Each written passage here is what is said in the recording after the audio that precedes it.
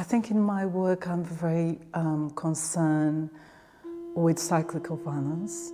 So I think what fascinates me developing each work is how do I translate the horrendous, the violent, into poetic and abstract language, a visual language.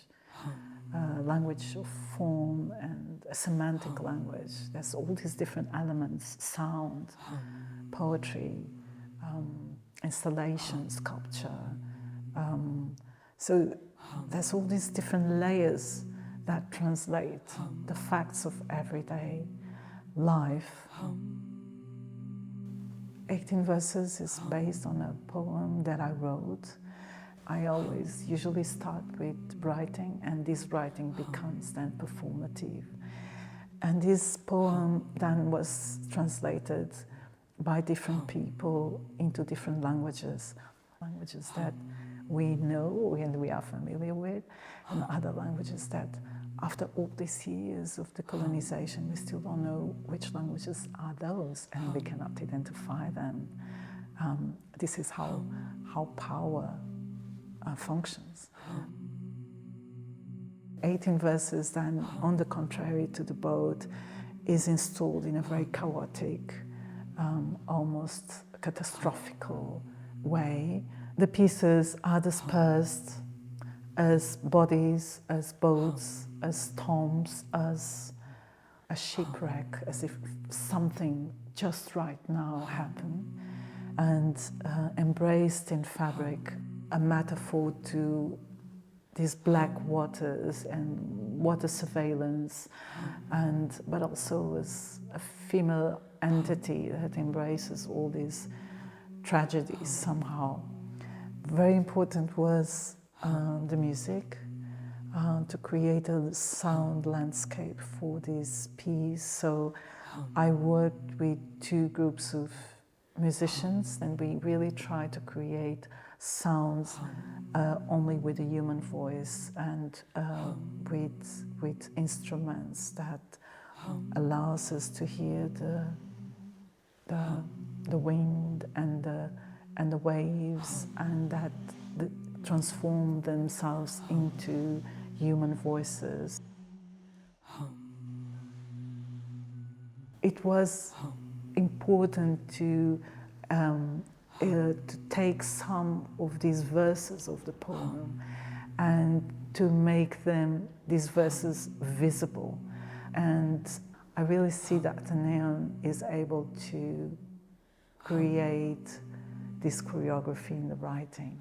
There's a movement that I find very beautiful, and there's a poetry in it that I find very beautiful, with the light and the movement of the words.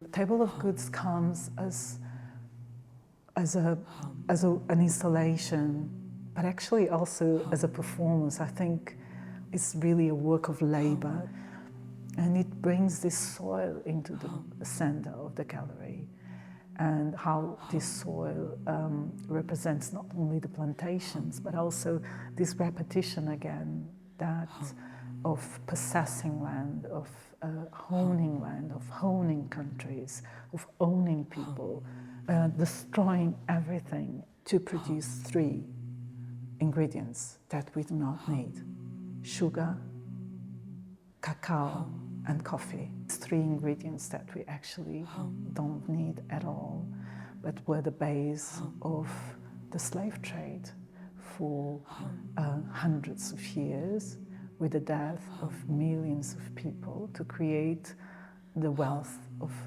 European empires. So it is past and this present is never fragmented. There's always a continuity, a sense of timelessness that I find interesting to explore in the work.